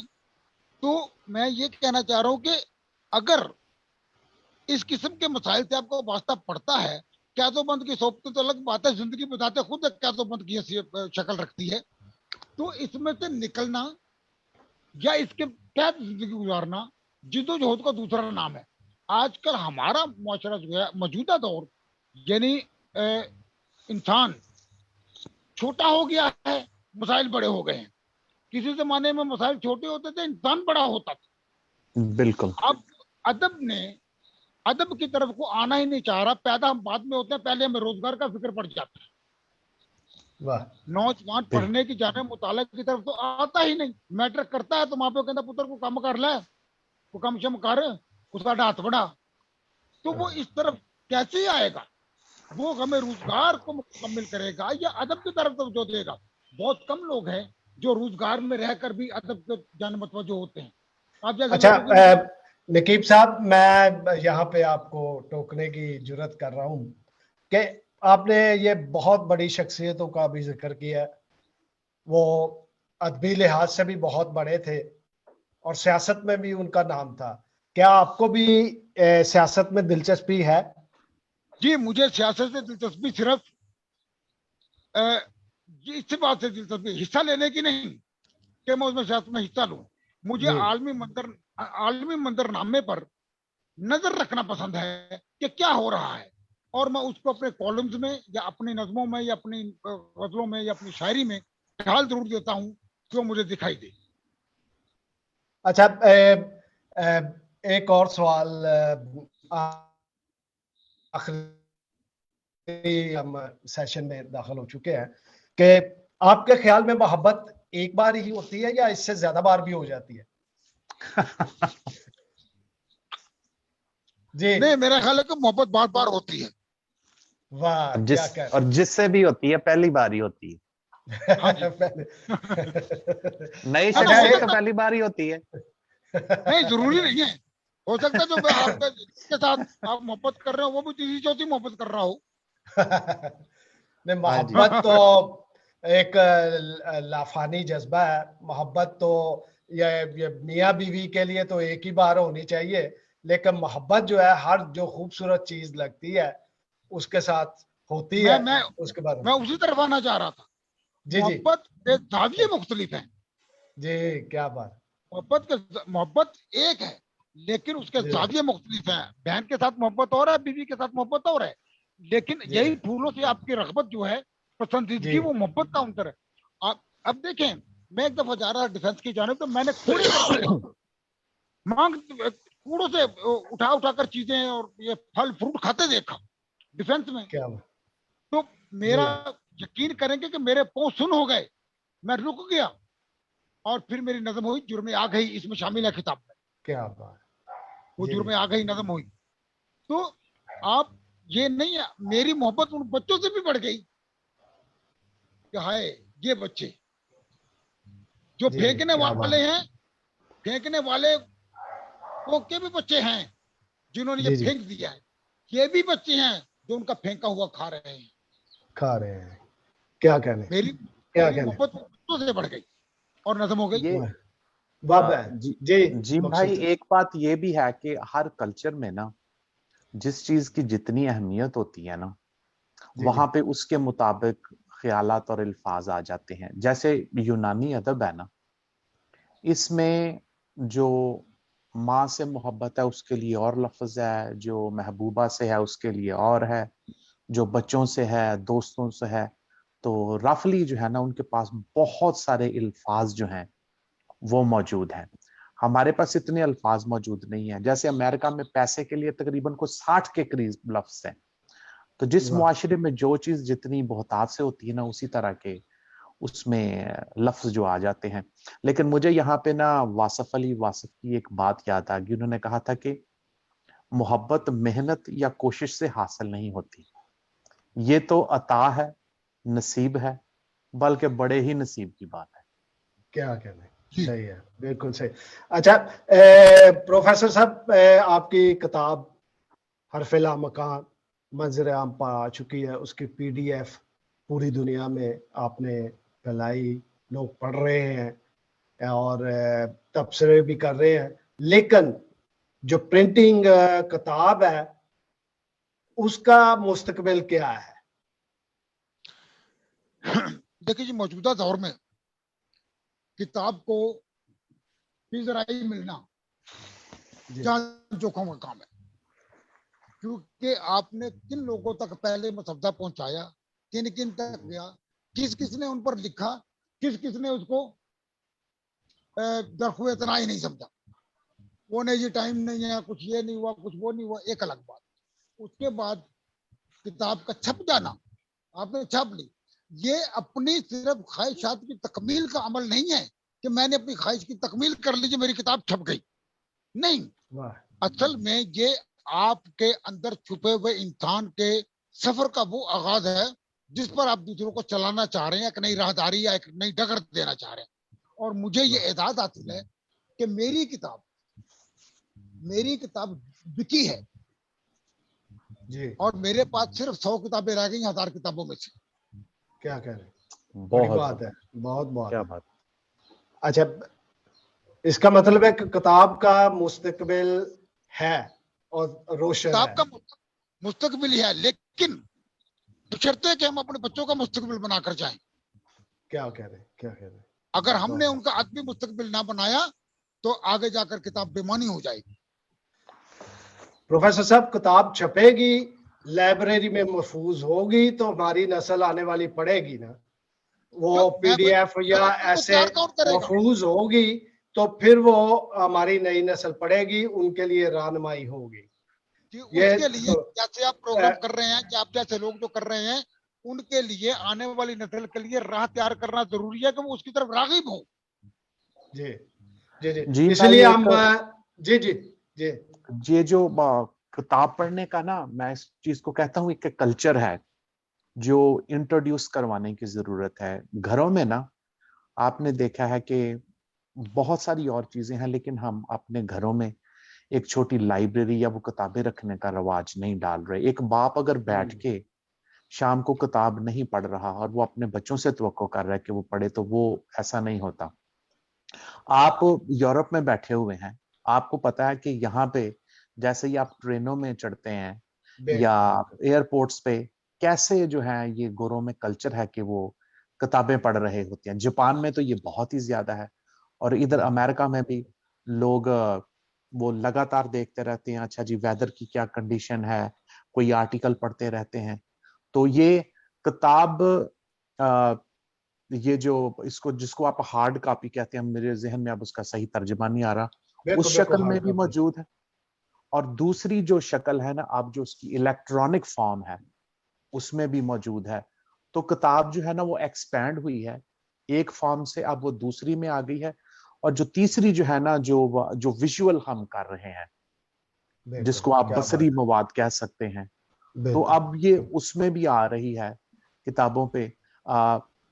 मैंने वो शेक्सपियर का एक ड्रामा था मैकबेथ, बहुत पहले पढ़ा था, मुझे भूल गया, किसी ने मुझे कहा कि भी उस पर बात करनी है आपने। मैं परेशान हो गया कि इन्होंने कहना कि यार ये बंदा कहता है कि इसने पढ़ा है, लेकिन अब वो इसको बात उस पर करनी नहीं आ रही। तो मैंने फिर वीडियो पे जाके उसका जो था ना, वो दोबारा उसकी स्टोरी देखी और उसके ऊपर जो कमेंट्स थे वो पढ़े, तो फिर वो मुझे चीजें याद आ गई। आरिफ नकीब साहब की किताब है हरफ लाम का, लेकिन इनके बहुत सारे मुशारों में जो इन्होंने पढ़ा है, वो एक बसरी मवाद जो है वो भी विरसे के तौर पे जो है वो मौजूद है। तो भी इस तरह से ना वो अपनी शक्लें जो हैं वो बदलती रहती हैं। तो ये एक और इलेक्ट्रॉनिक फॉर्म में भी मौजूद हो गई है, तो मुस्तकबिल इसका अच्छा है। अच्छा, क्योंकि मैंने अभी यूरोप में देखा है कि क्रिसमस ईस्टर पे अब भी उसी तरह किताब तोहफे में देने का रवाज है। मतलब मेरी फैमिली जो है वो बच्चों को भी और बड़ों को भी कोई नावल खरीद के ला रहा है, कोई पोट्री ईस्टर या क्रिसमस पे ये बुक्स दे रहा है। अब हम आखिर की जानब बढ़ रहे हैं। इससे पहले कि उनसे इजाजत लें, उनसे आखिरी पैगाम साकवार समूह के लिए सुने, प्रोफेसर साहब से दरख्वास्त है कि कुछ अशार हमें अता कीजिए। जी आरिफ साहब। आरिफ साहब सुन रहे हैं? मेरा ख्याल उन तक आवाज नहीं पहुंच रही। जी प्रोफेसर साहब। जी जी जी जी जी, आवाज नहीं आई मुझ तक।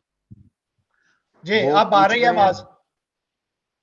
जी जी जी जी जी प्रोफेसर साहब वो कह रहे हैं कि प्रोग्राम के आखिरी हिस्से में हम तो कुछ अशार और हमें सुना दें साकवा समवा के नाजरीन के लिए।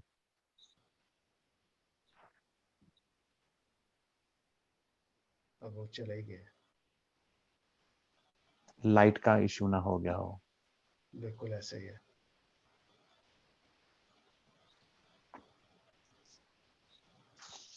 आरिफ साहब सुन रहे हैं?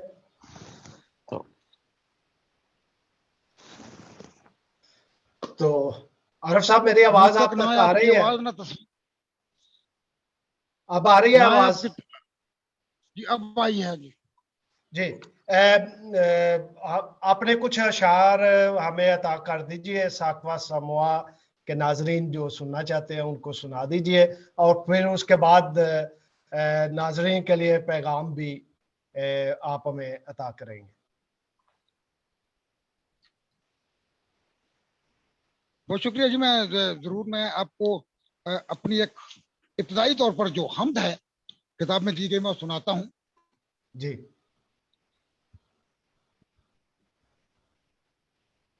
मेरे खुदा ये कमाल कर, मेरे खुदा। आवाज आ रही है खन्ना भाई? जी जी जी जी हमें आ रही है। आवाज आ रही है? जी जी हमें आ रही है आवाज। اے میرے خدا یہ کمال کر میری سمت روح جمال کر. واہ اے میرے خدا یہ کمال کر میری سمت روح جمال کر. میں کہ ریزہ ریزہ وجود ہوں میں کہ ریزہ ریزہ وجود ہوں وجود مجھے ہوں تھام تھوڑا سنبھال کر. ہاں ہاں ہاں مجھے تھام تھوڑا واہ کیا کہنے تھام بھی لیکن سنبھال میری کر. روح کیا و بات جان ہے منتشر. واہ میری روح و جان ہے منتشر. میرا یہ تو رشتہ بحال کر. واہ کیا اوئے کہنے ہوئے ہوئے. میری بات. روح و جان ہے منتشر. میرا یہ تو رشتہ بحال کر. میں کہ ملتجی ہوں جواب دے. واہ میں کہ کیا کہنے ملتجی ہوں جواب دے. مجھے یوں نہ محو سوال کر. ہاں ہاں ہاں کیا کہنے کیا کہنے میں کہ ملتجی ہوں جواب دے. مجھے یوں نہ محو سوال کر. آگے شعر سنیے گا کہ ہمارا جی مقابلہ ہی نہیں ہے. تو عطا ازل سے ہے کیجیے تو ابد تلک. جی تو ازل سے ہے تو ابد تلک. میں تو خاک ہوں یہ خیال کر. تیرا میرا مقابلہ ہی نہیں ہے بھائی. کیا کہنے کیا بہت کہنے خوب بہت خوب تو ازل سے ہے تو ابد تلک. میں تو خاک ہوں یہ خیال کر. یہ خیال مجھے کر. زندگی سے نواز کر.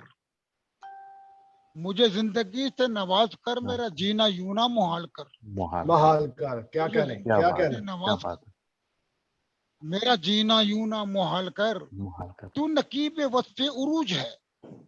واہ کیا بات. تو نقیب وصف عروج ہے. مجھے یوں نہ روبہ زوال کر. ہاں واہ ہاں ہاں. کیا کہنے کیا کہنے مجھے یوں نہ روبہ زوال کر. اے میرے خدا یہ کمال کر میری سمت روح جمال کر. بہت شکریہ. واہ جی آخر میں عجب غوری صاحب سب سے پہلے تو ساکوا سموا کی جانب سے اس خوبصورت عزت افزائی کے لیے اس یعنی کیا کہتے ہیں کہ توقیر بخشنے کے لیے جو آپ نے اہتمام نہیں کیا نہیں وہ یہ تو میرے آپ کا لیے حق تھا بہت بڑا اقدام ہے. میں آپ کا ممنون ہوں. اور خصوصی طور پر آسم کھنہ صاحب کا جنہوں نے بڑی خوبصورتی کتاب پر ہی نہیں بلکہ اشعار پر جو تبصرہ فرمایا وہ میرے جی لیے غذا کا کام کر گیا. اور آئندہ شاید ہو سکتا ہے کہ انہی باتوں کو مد نظر کر کو اچھے اشعار ہو جائے. تو کیا کہنے میں سمجھتا ہوں کہ ساکوا سموا جو کر رہا ہے وہ ایک بہت بڑا کام ہے. آپ نے ادب کی ترویج کے لیے ترقی کے لیے اس کو آگے بڑھانے کے لیے نئی نسل کو پیغام دینے کے لیے جو اقدام اٹھایا ہے یہ ہر ایک کے بس کی نہ تو بات ہے اور نہ ہی اس طرح سے کوئی کر پاتا ہے. میں آپ کو سلوٹ پیش کرتا ہوں. بہت شکریہ بڑی نوازش عارف نئی بھائی نسل کے لیے کچھ الفاظ عطا کر دیں جی کھنہ صاحب نئی نسل کے لیے میرا یہی پیغام ہے کہ خدا کے لیے روزگار آدمی کما کر ہی کھاتا ہے اور کھا کھا وہ پیدا ہی مرنے کے لیے ہوتا ہے تو ڈھنگ سے مرے.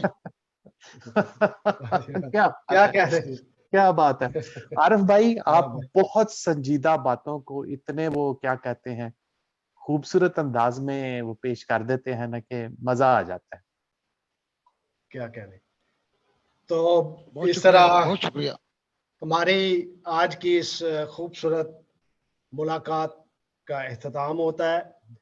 پروفیسر عارف نقیب صاحب کا بہت شکریہ کہ آپ نے قیمتی وقت میں سے ہمیں وقت دیا اور خاص طور پر نوجوان اور خوبصورت شخصیت آسم مقصود کھنہ صاحب کا شکریہ کہ ایمرجنسی کال پہ انہوں نے اتنے اچھی باتیں کی شاعری پہ تبصرہ کیا اور مختصر پی ڈی ایف کتاب پڑھ کے اس پہ اتنا خوبصورت باتیں کی. آپ سب کا بہت شکریہ. پروفیسر صاحب ایک بار پھر آپ کا شکریہ. کھنہ صاحب آپ کا شکریہ.